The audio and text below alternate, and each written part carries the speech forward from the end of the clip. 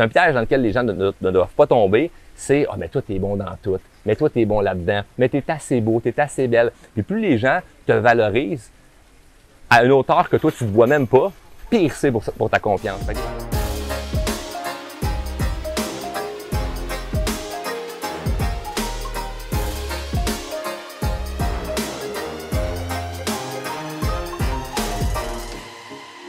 Bonjour tout le monde, bienvenue à une nouvelle capsule PMML. On est présentement au Mexique à la semaine des millionnaires du Club des investisseurs immobiliers. Je suis avec Charles Côté. Charles, un énorme merci d'avoir accepté mon invitation. Sincèrement, dans cette semaine-là, c'est à toi que je voulais parler, puis d'en faire profiter aux gens aussi de tout ce qui est au niveau mindset, tout ce qui est au niveau de l'inspiration, tout ça. Charles, présente-toi en quelques mots. Ben, premièrement, merci de ton invitation. Ça fait super plaisir. Donc, Charles Côté, j'ai fondé l'entreprise Drôlement Inspirant il y a de ça quelques années. Ce que j'aime dire, en fait, en conférence quand je me présente, c'est, ben, nous autres, ce qu'on fait, c'est qu'on change des vies.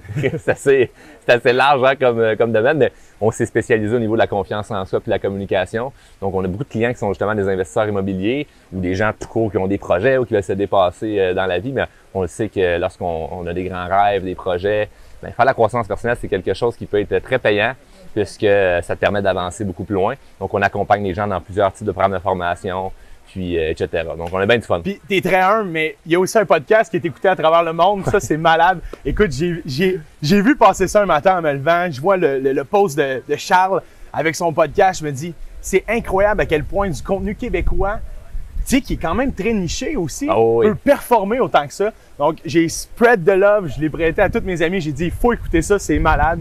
Donc, ça, c'est... Parle-moi de ton podcast un petit peu aussi. Ben, premièrement, moi, ce que je trouve drôle du podcast, c'est que je me demande comment des gens en Afrique puis en France puissent comprendre mon accent québécois de région. Exact. Mais non, j'ai bien du fun à ça. On est dans plusieurs palmarès, là, en Belgique, Suisse, Luxembourg, puis plusieurs pays en Afrique que j'ai de la misère à dire les noms, mais en tout cas là-bas, ils m'écoutent. Mais c'est malade. C'est vraiment le fun. Puis ça a parti, j'ai commencé ça en fin 2020. Fait que c'est début 2021 que le podcast a démarré. C'était vraiment dans l'idée d'offrir encore plus de contenu de qualité. Puis, tu sais, il y a beaucoup de mes capsules vidéo qui étaient populaires, qui faisaient jaser, mais d'écouter quelqu'un 2 minutes, t'as pas le temps d'en avoir assez pour vraiment aller chercher plus de valeur. Puis dans le podcast, ce que j'ai remarqué, c'est que les gens, ben, peuvent écouter encore plus longtemps. C'est en format audio, tu t'en vas au bureau le matin. C'est ce que je fais. T'écoutes dans l'auto. En voiture, 45 minutes de temps, croissance personnelle. On écoute des podcasts en voiture. Question d'optimiser le temps, tout simplement. Puis ça change ton mindset rendu au travail. C'est incroyable. Pour vrai, ça fait vraiment du sens. Puis pendant notre focus group, parce qu'à la semaine des millionnaires, en fait, ce qui arrive, c'est qu'on a des formations, OK? Le matin, puis on profite vraiment du savoir des autres. Puis ce que je trouve malade, c'est que tu parlais un petit peu du nombre d'écoutes de ton podcast qui a explosé, mais on va en venir plus tard, mais c'est la loi du 10X qu'on va en parler un petit peu plus. Mais ça, si, c'est incroyable. Fait que juste de mettre, quand tu mets des efforts au bon endroit, c'est là que ça paye. Exact. Charles, sautons tout de suite dans le vif du sujet. On veut parler des investisseurs immobiliers. C'est quoi la meilleure qualité, à ton avis, pour un investisseur immobilier? La meilleure qualité. N'importe qui pourrait sortir une qualité puis tout le monde ferait « Oh, wow, c'est bon, c'est une bonne affaire. » Toutes les qualités sont bonnes, mais je résumerais ça à, évidemment, à la confiance que tu dégages puis l'intégrité que tu as. Parce que tu peux avoir confiance en toi, mais au final, c'est pour des raisons mercantiles et malhonnêtes. Donc, si l'intégrité n'est pas là, tu vas finir par perdre. Si tu es très intègre, mais tu manques de confiance, ben tu as bien beau être honnête dans un projet, ça reste que si tu manques de confiance, tu ne vendras pas ton projet à d'autres investisseurs ou à ton client ou à peu importe. Donc, la confiance et l'intégrité, je pense que c'est 2 points très importants. Puis là, tout le monde va dire « Ouais, mais Charles, c'est pas juste pour les investisseurs. » C'est ça, c'est pour dans n'importe quoi dans la vie. Dans n'importe quel domaine. Tout à fait. Ça revient. Moi, je pense que c'est quelque chose de très universel. Autant dans mon domaine, dans ma business, il faut que j'aie confiance en moi. C'est sûr, je vends la confiance en soi. Fait que ce serait ironique de ne pas en avoir. Mais c'est confiance en toi et intégrité, c'est super important. Excellent. Puis, on faisait une corrélation dans le focus group avec tes TikTok. Parce que pour ceux qui écoutent cette vidéo-là, ont clairement vu, si vous avez TikTok, vous avez vu Charles sur TikTok, c'est malade. Probablement. Donc, explique-moi un petit peu comment, parce que, en fait, en étant investisseur immobilier, il faut que tu aies un 10X. Le 10X, c'est quoi? C'est voir toujours 10 fois plus grand, d'aller chercher 10 fois plus pas que les autres, mais les gens font ça normalement, on va en chercher 10 fois plus. Donc, explique-moi qu'est-ce que tu as fait avec tes TikTok de ce côté-là. Ben, tu sais, la loi ou la philosophie du 10X, c'est tellement simple. Ça vient de Grant Cardone. Puis c'est trop simple, en fait. C'est pour ça que les gens l'utilisent pas, je crois. C'est d'en faire tout le temps 10 fois plus. Moi, j'avais remarqué que des gens dans mon domaine, ou notamment au Québec sur TikTok, ceux qui performaient faisaient deux TikTok par jour. C'est bien, là, le monde va dire 2 vidéos par jour, il faut avoir des idées, puis comment tu fais ça? Puis je m'étais dit, mettons, là, juste un exemple, ce serait quoi l'expérience d'en faire 20? Puis là, ce que j'ai fait, parce que mon entreprise, j'avais beaucoup d'occupations, j'ai engagé 2 adjointes de plus. Okay? À ce moment-là, j'avais 10 personnes dans mon équipe, puis je tombais à 12. J'ai engagé 2 adjointes de plus pour me libérer du temps pour faire les TikTok. Fait que là, Mathias, c'était bizarre parce que quand le monde il me disait, tu fais quoi de tes journées Charles? Je fais des TikTok. Ça paraît autre. Donc, quand tu disais à ta famille, moi, je fais des TikTok, ils comprennent pas trop. Ils comprennent pas trop, mais ils disent, ça a l'air de bien aller. Exact. C'était fou parce que ça m'a donné beaucoup de visibilité. Puis 20 TikTok par jour, on s'entend, c'est beaucoup, là. Beaucoup. Mais c'est ça, technique, c'est j'en faisais 10 fois plus que tout le monde. Donc, et je me concentrais vraiment sur la quantité là, que j'allais livrer parce que je pense que oui, faut se forcer à faire de la qualité. Mais sur les médias sociaux, moi, ma stratégie, c'était la qualité est relative pour tout le monde. Je peux faire quelque chose qui a l'air d'être beau, mais que pour toi, tu vas regarder ça, tu vas dire bof. Je vais juste en faire plein, en restant intègre, en restant moi-même, en montrant qui je suis, en parlant de ce que j'aime. Puis dans l'objectif que les gens, après ça, aillent écouter mon podcast, qui est 100% gratuit. Puis là, ils vont aller chercher encore plus de valeur, puis ils vont faire « Wow, OK, ce gars-là a vraiment quelque chose de le fun à nous donner. » C'est pas prévu dans les questions, mais à la fin de ton podcast, tu dis tout le temps quelque chose qui est très, très important.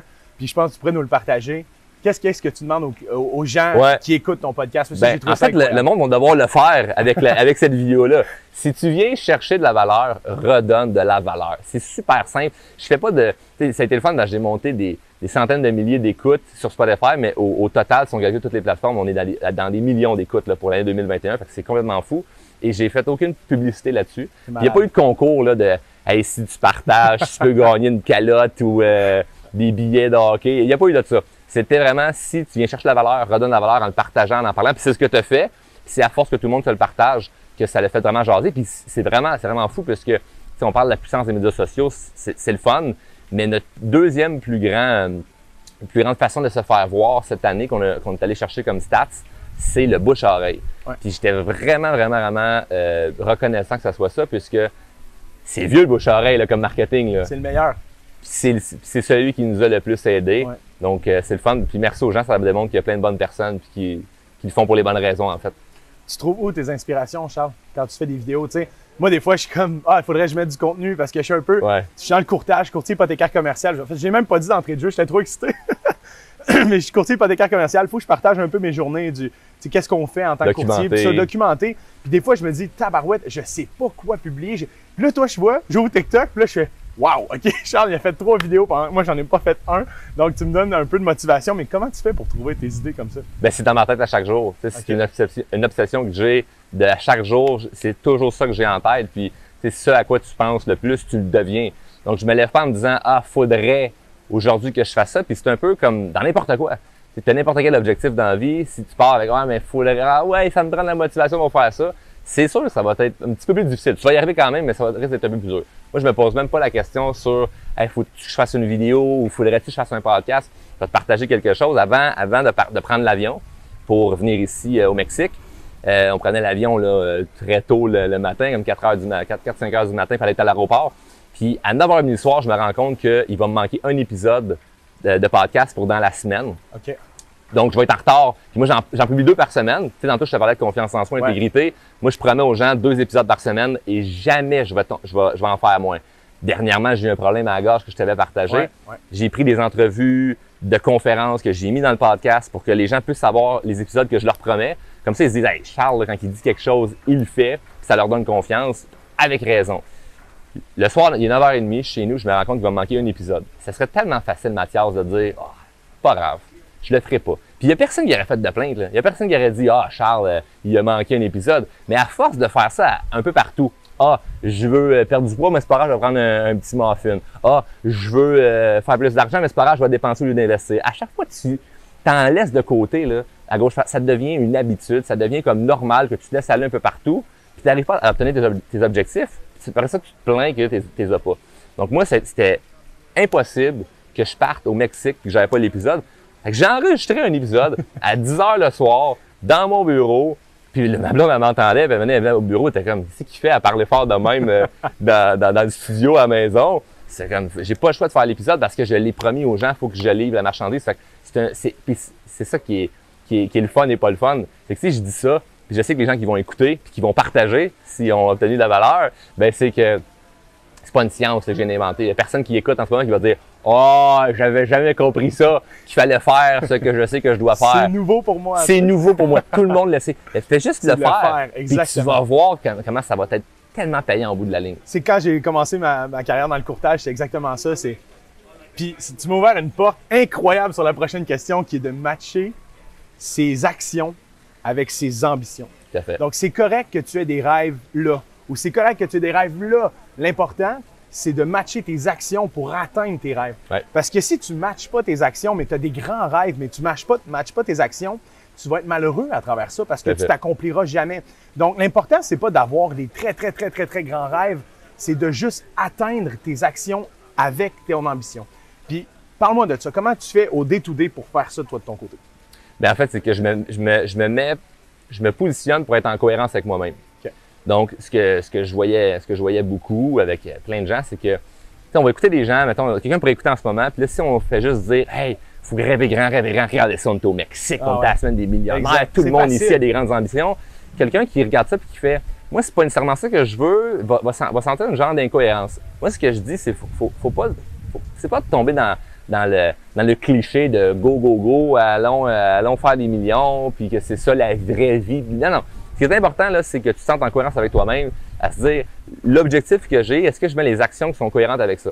Fait que t'as des gens qui vont mettre plein d'actions, puis ils savent même pas pourquoi ils travaillent autant. Travaillent, parce qu'on leur a dit de faire ça. Puis au final, ce qu'ils devraient faire, c'est slacker, travailler moins, trouver une façon de vivre d'une manière plus, d'un revenu plus passif. T'sais, bref, d'avoir une stratégie pour juste travailler moins, puis là, ils vont être en cohérence avec eux-mêmes, ils vont se sentir bien. Puis de l'autre côté, tu as des gens qui ont des grands rêves, moi j'en fais partie, et que s'ils ne travaillent pas à la hauteur de cette ambition-là qu'ils ont, bien, il y a une incohérence. Fait que la personne se lève le matin en se disant « Hey, moi, là, je rêve du jet privé, je rêve du gros bateau, je rêve de telle affaire. » Puis quand tu regardes leur agenda à chaque jour, qu'est-ce qu'ils font là-dedans? Tu sais, une conférence que j'ai donnée ici, je l'expliquais, je disais, tu sais, quand tu regardes ton année, là, puis tu fixes tes objectifs, tu regardes ça d'un point de vue macro, là, de « OK, cette année, je vais faire ça. » Si j'ouvre ton agenda, puis je vois jamais que c'est marqué à telle journée, hey, toute cette année, tu vas faire 1 million, mais à chaque journée, il n'y a pas de journée qui est travaillée pour ce million-là en question, c'est juste des activités à gauche, à droite, qui sont correctes, là. Mais c'est incohérent, là. Il y a une incohérence, puis tu vas le sentir. Puis à la fin de l'année, quand tu n'accomplis pas tes objectifs, ou à la fin du mois, à la fin de la semaine, ce qui est dangereux, c'est de tomber dans un mode d'excuse de « Ouais, mais là, c'est parce que… » Puis ta justification est tout le temps bonne. Tu as tout le temps une bonne excuse. Donc, c'est pas de dire « Ah, l'excuse n'est pas bonne. » Non, vos excuses sont tout le temps bonnes. Mais est-ce qui t'aide vraiment à aller vers où tu vas aller? Je ne crois pas. Donc, matcher ses ambitions avec ses actions, c'est hyper important parce que c'est pas de réinventer la roue puis de dire non, faut être à gauche, faut être à droite. Est-ce que tu te sens en cohérence avec toi-même? Et la réponse, il n'y a personne qui peut te la donner à part toi-même. C'est toi qui le sais. Présentement, Mathias, est-ce que tu fais ce que tu dois faire pour aller où ce que tu veux aller? Si c'est oui, continue. Si c'est non, change de quoi. Exact. Parce que sinon, tu vas te perdre un peu là-dedans. Tu ne seras pas épanoui. L'important, c'est de s'épanouir dans ses rêves, c'est de s'épanouir dans ses actions au day-to-day. C'est de, Patrice l'a dit, mais de fall in love avec le processus. Ouais. C'est important. Moi, le processus du courtage, le processus de me lever le matin, de faire mes retours d'appel, d'aller au bureau, de voir mon équipe. J'aime ça. Je prends plaisir à ça. Donc, la réussite va venir automatiquement avec ça parce que j'adore ce que je fais. Donc, mais il y a des affaires que tu fais que t'aimes pas, mais tu les fais quand même. Exactement. Le gros de ce que tu fais, t'aimes ça, donc t'as pas l'impression nécessairement de travailler, mais il y a des trucs que ça te tente pas de faire, puis tu le fais parce que tu sais que tu dois le faire. Quand tu as ce mix-là parfait, c'est super bon, parce que moi, il y a une chose que je trouve triste, c'est quand on dit faut absolument que t'aimes ce que tu fais dans la vie. Oui, puis il faut que tu travailles fort, Fait que là, il y a des gens qui vont se dire, OK, mais moi, j'aime pas ce que je fais dans la vie, puis pourtant, je travaille fort. Puis là, s'il y a toi qui marche pas là-dedans, là, ben, tu peux travailler fort toute ta vie dans quelque chose qui fonctionnera pas plus, mais parce que c'est pas cohérent avec toi-même. Fait que toi, dans ta cohérence est là, c'est j'aime ce que je fais, donc c'est pas dur de dire je vais faire ce que j'ai à faire, mais quand c'est difficile, tu vas le faire quand même. Exactement. Puis ça, c'est la théorie du Eat the Frog. Je sais pas si tu la connais. Oui. La fameuse théorie du Eat the Frog. Tracy. Moi, c'est ce que je fais le matin. Quand je me lève, je fais une to-do, bien évidemment. Avec ma to-do, j'écris en haut ce que dans ma journée, j'ai pas envie de faire. Je le mets en haut de ma liste avec des étoiles. et je commence ma journée. Ben là, ça, c'est pas fin, Mathias, parce que tu m'as dit que la première fois que tu faisais le matin, c'est que tu écoutais mon podcast. Moi, je trouve pas ça correct. Exact. Mais après avoir écouté le podcast... OK, on arrête, on s'en va, je m'en vais d'ici. Donc, la première chose que je fais, j'ai Eat the Frog, je fais les actions dans ma business qui fait en sorte que je le sais que tu sais, là, si tu attends à la fin de la journée, puis là, tu sais que tu as telle affaire à faire, puis telle affaire à faire, puis que c'est des choses qui te le tentent moins. Ah, demain. Ah, c'est horrible. Ah, demain. C'est horrible. Faut que tu Eat the Frog, tu commences avec ça dans ta journée, tu ouvres ta journée, puis après ça, c'est quoi? Quand tu as fait ça, souvent, ta journée découle en bonheur, en positif, parce que tu vas avoir enlevé tout de suite ce qui était un peu plus, s'il venait de gruger en dedans, tout simplement. Ça donne confiance aussi parce que tu fais quelque chose qui te faisait peur. Tu sais, comme cette semaine, j'ai fait un show d'humour. En fait, hier, j'ai fait un show d'humour. Puis je l'ai fait avec mon personnage, mon oncle Gaëtan, que j'avais jamais fait sur scène. Tu sais, j'ai fait beaucoup de vidéos sur ma page Roman Inspirant avec ce personnage-là, puis ça marche en vidéo. Ouais. Mais là, sur scène, c'est comme une sortie de zone de confort. J'ai presque pas soupé avant de monter sur scène parce que j'essayais de répéter mon texte puis tout ça, puis j'ai improvisé un texte en 1 heure sur la plage. Puis juste le fait je l'ai fait finalement, tout le monde a trippé. C'était malade. Oh, ouais. Mais juste de le faire, c'était comme, si c'est bon, tant mieux, je vais être heureux. Si c'est mauvais, au moins je l'ai fait. Exact. Je suis monté sur scène, je ressentais à l'intérieur de moi que j'avais pas nécessairement le goût parce que j'avais une peur, mais je l'ai fait parce que mon plus profond feeling, c'était fais-le parce que c'est en cohérence avec toi-même. Si ta casquette, Charles, t'as un micro. Fait que si on t'offre un micro, tu peux pas dire non. Exact. Encore une fois, c'est d'être en cohérence avec moi-même. Comment tu t'es senti en sortant de scène? Parce que moi, je t'ai vu, tout le monde s'est levé, s'est mis à applaudir, on a ri, ça a été incroyable. Puis tu sais, t'as écrit ça en 1 heure. Là, j'étais comme, crème, il va-tu lâcher ce drôlement inspirant puis se lancer en humour? Ben non, tu sais, ce qui est le fun, c'est qu'il joint, c'est ce que tu fais, c'est que tu joins tout ce qui est drôle avec inspirant en même temps. Ce qui fait drôlement inspirant, c'est cool. Et comment tu t'es senti en sortant de la scène? Ben, super bien, parce que, c'était une sortie de zone de confort. Puis, à chaque fois que tu fais quelque chose qui sort de ta zone de confort, tu te sens bien après. Ouais. Puis, c'est venu, tu sais, je vais braguer un peu, là, mais c'est vraiment comme clarifier que, OK, Charles, t'as vraiment un talent en humour parce que, tu sais, d'écrire un sketch, puis tu le filmes chez vous, puis tu le répètes plusieurs fois. Ouais. Le monde, ils vont t'applaudir en ligne en disant, hey, wow, t'es bon, mais ça reste que c'est en ligne, puis tu t'es pratiqué plusieurs fois.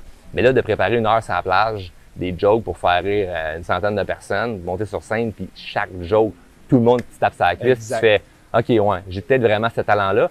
Puis c'est drôle, hein, parce que, tu sais, je parle beaucoup de confiance en soi dans mes formations, dans le podcast, puis on n'en a jamais assez de confiance. Parce que même moi, avant de monter sur scène, j'avais confiance en moi, mais il y avait quand même un petit doute de « Hey, mais d'un coup, c'est pas drôle. » Fait que tu sais, la petite voix que le monde ils se dit « Oh, mais moi, j'ai tant la petite voix. » Je l'ai encore, cette petite voix-là. Tout le monde là. Puis le but, c'est pas nécessairement de dire... En fait, le but, c'est pas de la laisser gagner. Cette voix-là, il faut l'étouffer. Il faut l'étouffer en prenant action. Elle prendra pas de l'ampleur si tu l'étouffes en prenant action. Fait que j'ai mis ma moustache, j'ai mis ma tuque, j'ai pris ma pause cigarette, puis je suis monté sur scène pour faire ce que j'avais à faire. Puis quand tu sors de là, puis finalement, tu te rends compte que tu étais meilleur que ce que tu pensais de toi-même. C'est parfait. Ouais. Là où il y a un danger, c'est que tout le monde dans la salle, avant même que je monte, se disait « Alors, ça va être bon. C'est sûr. Ça va être bon. » Fait que ça, c'est un danger hein, que les gens doivent c'est un piège dans lequel les gens ne doivent pas tomber. C'est « Ah, mais toi, t'es bon dans tout. Mais toi, t'es bon là-dedans. Mais t'es assez beau, t'es assez belle. » Puis plus les gens te valorisent à une hauteur que toi, tu ne vois même pas, pire c'est pour ta confiance. Fait que des fois, on a l'impression que, hey, de donner des compliments aux gens, ça va les aider. Le but, c'est pas de tomber de l'autre côté, des insulter, là. Le but, oui, c'est correct d'être gentil avec les gens, mais quelqu'un qui se fait beaucoup dire, t'es bon, t'es belle, t'es capable, t'es ci, t'es ça. Puis la personne ne se voit pas comme ça, c'est encore pire parce qu'elle se dit, hey, les autres, ils me voient wow, puis moi, je me vois pas comme ça. Fait que moi, j'avais encore un plus gros stress du fait que je sais que tout le monde dans la salle ont déjà vu mes vidéos, ont déjà été inspirés, ont déjà ri, puis ont été inspirés parce qu'ils m'ont vu en conférence avant. Fait que là, c'est un format différent, là. C'est Charles, t'es en conférence, tu t'inspires, et là, Charles, t'es en show d'humour avec un personnage complètement ridicule. Complètement en dehors de ta zone de confort. Dans les deux situations, il faut que tu performes. Exact. Fait que c'est des sorties de zone de confort, mais tu le fais, puis après ça, t'es tellement fier du résultat. Donc, faut le faire, puis là, c'est le fun. Puis on dit ça dans la caméra, puis ça paraît super bien parce que ça a super bien été, standing ovation, le monde sont tous levés à la fin, puis ils ont trippé. Mais j'en ai plein de choses que j'ai fait puis que ça n'a pas fonctionné. Exact. Puis je m'empêche pas de continuer pour autant. Tu sais, tu le dis si bien, de sortir de sa zone de confort à tous les jours, c'est tellement important. Tu sais, que ce soit des petites actions, des petites choses, mais qui font en sorte que aujourd'hui, parce que le soir, avant de me coucher, je fais mes gratitudes. Dans le fond, je me dis pourquoi je suis gratifiant pour telle chose de ma journée. Puis souvent, mes gratitudes reviennent avec des choses que je suis sorti un peu de ma zone de confort dans la journée. Fait que c'est vraiment important de faire ça comme ça. Charles, pour terminer, puis ça, c'est une question que j'avais vraiment envie de te poser, mais je pense que tout le monde va apprécier cette question-là aussi. Qu'est-ce que le Charles d'aujourd'hui dirait à l'ancien Charles? Bien, c'est une excellente question, puis ça revient exactement à ce qu'on vient de dire par rapport à la confiance. Ce serait « fais-toi encore plus confiance ». Je trouve ça tellement ironique puis cliché de dire ça quand je travaille là-dedans, mais c'est à chaque étape de ma vie où ce que je sens que je vais passer à un autre step, c'est toujours une question de confiance, de « OK, je me fais confiance pour le faire ». Fait que ça revient au spectacle d'hier, de dire « Hey, je me sens un petit peu nerveux d'aller essayer quelque chose de nouveau. C'est pas grave, je me fais confiance, je vais le faire. » Fait que si j'avais à me donner un conseil à moi il y a plusieurs années, parce que j'avais zéro confiance en moi étant plus jeune, j'avais aucune confiance. T'es pas né avec la confiance. Zéro. Ouais, j'avais aucune confiance en moi. Ma mère, dernièrement, m'a donné un livre, là, c'était émouvant. C'était un livre qui a pour titre « Comment aider son enfant à avoir plus confiance en lui ». Elle a acheté ça quand j'étais jeune. Elle m'a donné ça, puis elle disait, c'est fou parce qu'aujourd'hui, tu gagnes ta vie en aidant les gens à avoir plus confiance en eux. Fait que c'est d'une ironie totale, mais de me faire encore plus confiance. Puis j'ai abandonné vraiment, là, j'abandonnerai pas grand-chose dans la vie, mais j'ai abandonné l'idée que j'allais avoir toujours 100% confiance en moi. Je me dis, je préfère me dire qu'il va constamment falloir que je la travaille et que ce n'est pas un acquis, un peu comme en couple, où ce que si tu prends ton conjoint, ta conjointe pour acquis, tu risques de le perdre. Exact. Si tu prends tes finances pour acquis, tu risques de les perdre. Tout ce que tu prends pour acquis finit par s'évaporer dans ta vie. Donc, moi, je préfère ne pas prendre ma confiance pour acquis et continuer à travailler. Puis la meilleure chose à faire, c'est de prendre action puis de faire des choses qu'on sait qu'on doit faire. Si on le sait, Charles, la confiance, c'est pas quelque chose que tu as comme ça, que tu gardes, puis c'est quelque chose que tu développes, que tu travailles. C'est un jardin que tu cultives. C'est hyper important. C'est hyper important. Peu importe qui tu es dans la vie, peu importe. Au moment où tu te dis, moi, je suis correct, j'ai assez de confiance, c'est à ce moment-là que tu vas rétrograder, tu sais. Tout à fait. Fait que c'est hyper important de continuer puis de pousser là-dedans puis que ce soit de passer en action, que ce soit des petites actions, des grandes actions, de mettre en application des choses puis d'y aller graduellement aussi, de pas commencer boum comme ça, tu sais. Fait que tu passes d'où ce que t'es. Moi, je m'en fous. Des fois, il y a des gens qui me disent, ouais, mais tu sais, moi, je commence où ce que je suis en ce moment, puis je pars de loin, puis ben, y a pas de problème, pars de quelque part. Si t'es en Gaspésie, puis tu veux te rendre à Montréal, c'est sûr que de dire, ouais, mais il y en a un qui part de Drummond, il est bien plus proche. Who cares? Who cares? Rentre dans ton char, puis commence à avancer. Ouais, mais il y a de la construction. Who cares? Continue à avancer, il y a un détour, puis ça prendra juste plus de temps, mais au moins tu vas t'y rendre. Mais il y a des gens qui veulent partir de la Gaspésie pour aller à Montréal, puis le problème, c'est qu'ils démarrent jamais. Ils n'embarquent jamais dans leur char parce qu'ils ont peur de pas se rendre ou ils savent pas le chemin. Moi, ce que j'aime me dire, c'est, je sais pas tous les chemins de partout, mais je sais une chose, c'est que je vais toujours continuer d'avancer, puis je vais finir par arriver à quelque part, puis on revient du départ, c'est pas finalement rendu à destination que tu es super heureux, c'est durant le processus. C'est durant le processus. Puis sais-tu quoi? Quand il arrivera un problème, on le gérera au moment venu. Souvent, les gens ont tendance à penser tout. Puis j'étais comme ça, tu sais, dans la business en général, des choses comme ça. J'ai tout le temps pensé, OK, qu'est-ce qui pourrait arriver? Qu'est-ce qui pourrait arriver? Puis sais-tu quoi? Tu te dis, on gérera le problème rendu là. Puis c'est quoi la pire chose qui peut arriver? Si tu es à l'aise avec cette pire chose-là, fonce, tu comprends? Fait que c'est vraiment juste ça. Embarque dans ton auto. Si tu fais un flap, tu le changeras en cours de route. Fais-toi confiance. Si tu n'as pas de pneus de secours, mais tu appelleras la remorqueuse. Il y a 1000 solutions. Puis la confiance en soi, c'est quelque chose qui se développe. C'est pas quelque chose d'inné, ça se développe, ça s'entretient. C'est vraiment le message que j'aimerais passer à tout le monde qui vont écouter parce que je le vis, moi qui n'avais pas. Je rencontre des milliers de personnes qui n'avaient pas, puis qui maintenant en ont, puis ça change complètement leur vie. Ça peut paraître tellement de base de dire oui, la confiance en soi, mais je l'ai vu hier. Je l'ai vu hier que même si j'ai confiance en moi, j'avais un doute de moi-même, puis de me faire confiance, ça m'a aidé à performer. Fait que c'est à chaque étape de notre vie pour tout le monde.